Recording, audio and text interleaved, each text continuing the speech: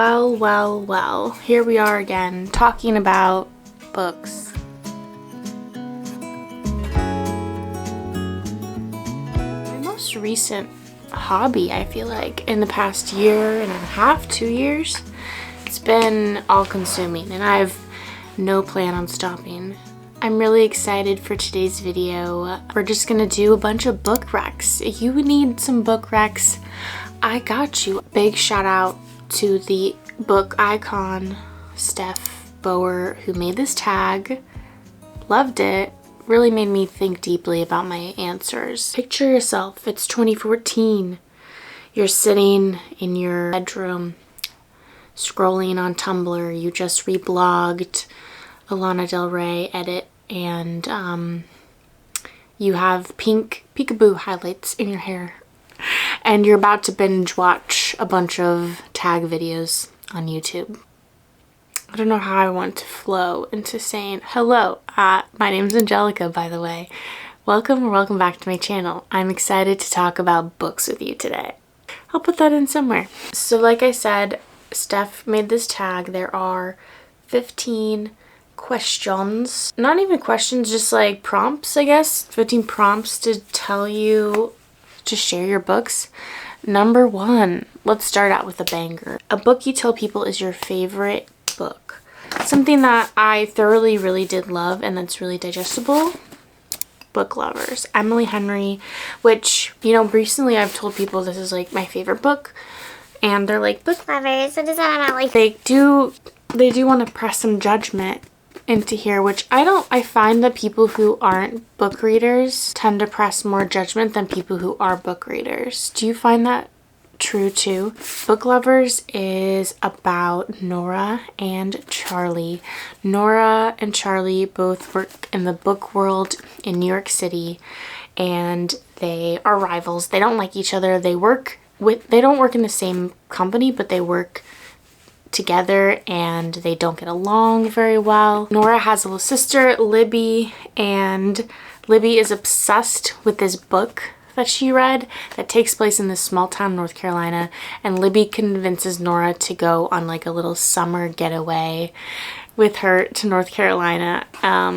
And so they end up going, and Nora finds out that Charlie grew up there. They run into each other, and it's like this small town situation. The banter is so good, and I just loved that how like self-aware this book is to romance tropes. And I also love that it like follows this really strong woman character that is focused on herself and her career firstly, and it doesn't end in like the way traditional romance books end, which I really loved. A book that's my guilty pleasure. You know, I wasn't sure what to put here at first, but then I thought a little bit about it, and I put Ugly Love by Colleen Hoover here because I feel like Colleen Hoover is getting a lot of hate right now on the book world. I think it's because how popular she's getting, and people are kind of dismissing her books. However, when I read Ugly Love, I really enjoyed it. It was very dramatic and toxic, and I liked that it took place in San Francisco. That's where I'm from. So anything that takes place there or the Bay Area is kind of gets a point in my book. But it was very dramatic, very emotional, and I really liked it. Number 3 is an interesting question because the prompt is, I keep saying question, but number 3 is an interesting prompt because it's a book everyone loved, but you didn't. So would I necessarily recommend this book to you? I don't think so. I ended up going with Confidence of Wildflowers because I did end up rating this one low. And I remember when this book was really hyped up last year, everyone was really into it, was really all about it. And honestly, I didn't really like it that much. I didn't really like it. I didn't love the age gap of it. I thought the guy was really creepy. I thought the girl was like so immature. Like, I didn't understand why they would like each other. It just didn't make any sense to me. So I wouldn't really recommend it, but if you like age gap romance, then give it a shot. A book you read the fastest is the 4th prompt. and I need some water. I had to look at my Goodreads to see like the time frames and on my books. The book I read the fastest, so I read this in a day, is Indigo Ridge by Daphne Perry. And it makes sense. And I would 100% recommend Indigo Ridge. I'd recommend the Eden series all day long. This book got me out of a reading rut that I had. I think I had it in September, October. I had a reading rut, and then I read Indigo Ridge and I was immediately sucked out of that reading rut, and I was obsessed with the series so much. I still am. There's gonna be 2 more books in the series, and I can't wait. I can't wait, and I highly would recommend the entire series. It's kind of like a small town romance. You get, if you can understand the tropes that I like, small town romance vibes. It's about like these 6 siblings. The whole series follows one sibling each. The first sibling is the oldest. His name is Griffin, and he is like runs the ranch in this small town. A new chief of police comes in, and she's this badass bitch, and her and Griffin kind of start this like enemies with benefits situation. And it's great. I love it. I love Winslow. She is a badass bitch. That's all I can say. A book that deserves more hype. Definitely The Co-op.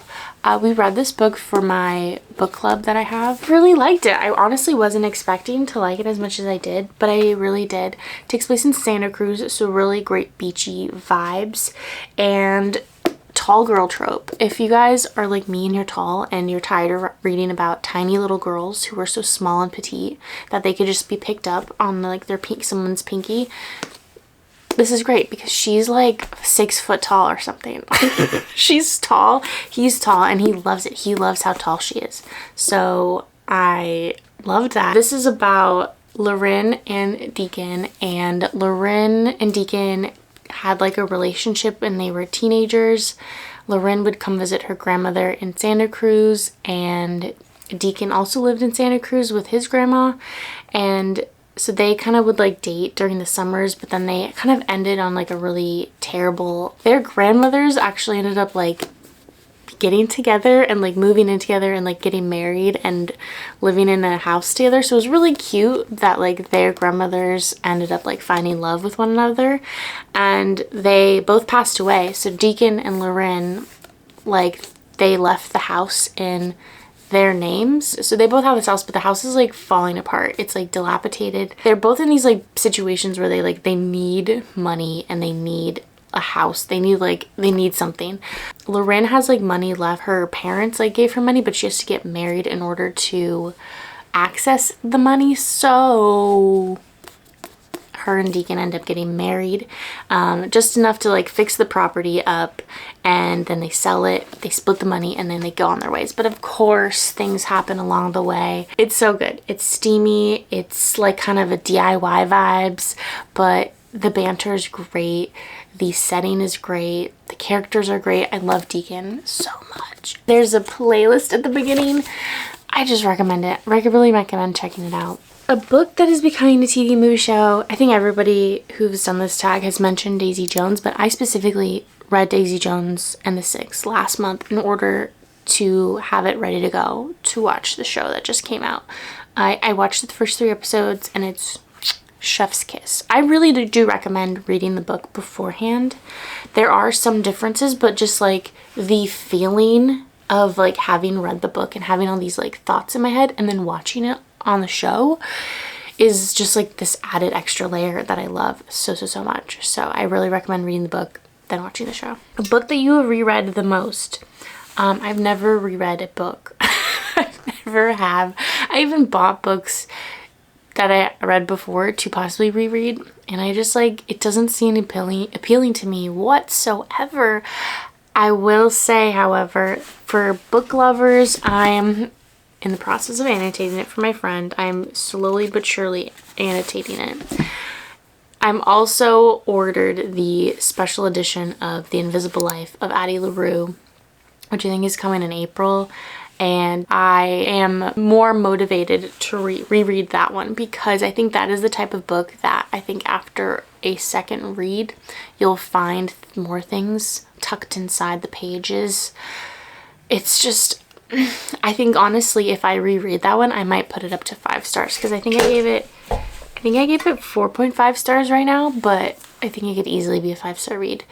Addie LaRue is about this girl. It takes place in 2 timelines, 1600s and 2014. In the 1600s, Addie LaRue is set to be married to this man that she hates, that he's old, he has children. She doesn't want to be married. She doesn't want to take care of these kids. She's like 22, 23. She wants to live her life. And she's like getting to the age in the 1600s, they're like, what are you, a witch? Like, why aren't you married?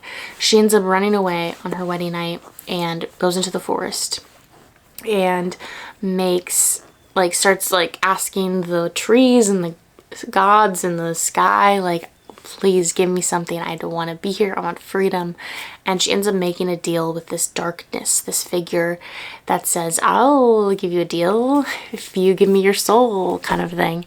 So she basically sells her soul to the devil, and in exchange, she never dies. She lives forever. She can never die. And so she like is just living her life forever and ever and never ages, never dies.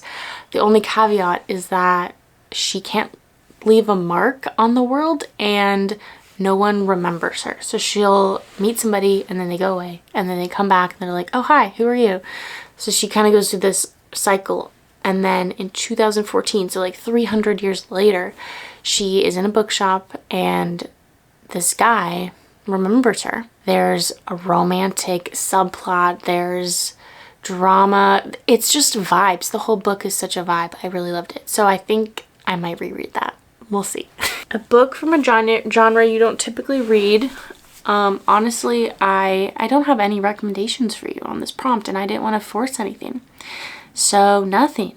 A book that deserves all the hype it gets, I would say The 7 Husbands of Evelyn Hugo, which some people don't like. Some people don't like Taylor Jenkins Reid writing at all. I really enjoyed it. I loved Evelyn Hugo. I read it in like 2 days. I was sick in bed and it was so good, so comforting, gave me so many feels, and I just think it really deserves everything that is hyped up about it. A book you usually recommend when you ask to give a book recommendation. So I feel like usually when somebody asks this, it's because they don't really read themselves, or they're trying to get into reading. So I actually recommend the book that kind of started getting me into reading, which is On Honeymooners by Christine Lauren. It's just like 100% good vibes. Like there's a little bit of tension, but it's just good. It's good. I really love it. I haven't read it in a really long time. A book that is your favorite characters. That's definitely the Calloway Sisters / Addicted series. I love these characters so much. I love Rose and Connor the most. That's why I'm bringing Kiss the Sky. These are basically, I would describe the Addicted Calloway Sister series as like a Philly Gossip Girl. It's about these like 6 super rich young adults and their lives that they get into, the shenanigans they get into. At some point they get famous in this series and everybody knows them. So you can just read either or, but if you do want to read all of them, there's like 10 books total and there's like a recommended order that you read them all in. 12th prompt. A book you wish you could live in. I think I was thinking about this and I think I would choose the Eden series. It seems like they got everything in that little town. They have a coffee shop, they have a hotel, they have a ranch, and I feel like there's always something going on. It would never be boring. There'd always be some drama, something to talk about. And there seems like everybody's hot that lives there, so I think it'd be cool to live in the Eden series. A book that you thought you'd hate but ended up loving. So it wasn't that I thought I wouldn't like it. This is By a Thread by Lucy Score. It was because I just didn't like the cover. I don't like the cover. I think it's so cheesy. I don't know, like Things We Never Got Over, like that cover is so pretty and cute, and this cover is just like, ugh, I hate it. I hate this cover so much. Like I might make it like a book jacket just so I don't have to look at this on my shelf. Like even the side has the ugly black dress, which doesn't even make sense. There's no black dress in this book. Like why is that on the cover? I don't understand. But I ended up really liking this book. It's like a workplace romance, enemies to lovers. You can get the gist of the tropes that I enjoy. I haven't actually read very many workplace romances, and so I wasn't sure how this would be, but it would say it's kind of like Devil Wears Prada vibes, romance. Very spicy, saucy. There were some things I was like, you know. I will say about 70% of the way through they got together, so it was a very slow burn, but after that point I just lost interest and I kind of just like skimmed it, and I couldn't tell you what happened to the last 30%. And then I read the last chapter and the epilogue so I could just find the happy ending. So a book that made me cry, second to last prompt. I have a whole video on this channel of books that made me sob. Check that out if you want even more, but my top rec for this would be The Butterfly Project by Emma Scott.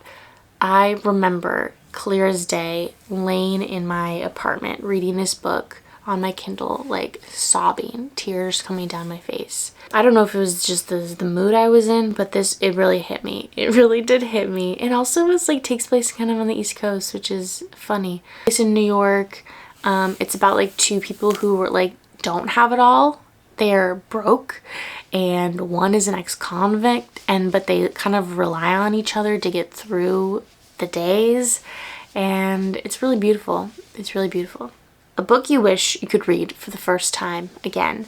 I honestly, I could put any of these books that I've talked about, except for The Confidence of Wildflowers, as a answer for that question. But I ended up picking Gone Girl, which I haven't read in maybe 10 years. It's whenever it came out, I don't even remember, but I read it with my friend way long time ago, and I wasn't a reader at all at this moment in my life. It took me forever to read. I just didn't catch the reading bug. But I remember when I read this book, I was floored about the twists and the turns, and I just remember being like, oh my god, this is insane. So I think I would love to reread that again, and like with not knowing anything about the book, and like have that same feeling, you know, of reading it and like experiencing the twists and the turns that it has. That's it. That is all my book recommendations. I hope you enjoyed this video, and if you would like to do this tag, I will have all the prompts in the description for you to do it as well. If you want to just like answer some of the prompts in the comments, I would love it. Let's chat. Let's talk about your faves. If you disagree with me, tell me what you disagree with. Let's talk about it. I love talking about books. It's the best thing ever. If you've made it this far and you're not subscribed, I mean, I don't know what you're doing, but you should do it because we're gonna have a great time together. I make lots of different videos. I do vlogs, I do planning videos, DIY videos, and book videos. Would love to see you back again. Until then, have a great day. Whatever you're up to today, I hope it's amazing. I'll see you later. Bye. Is it off? I always hit the wrong button. Bye.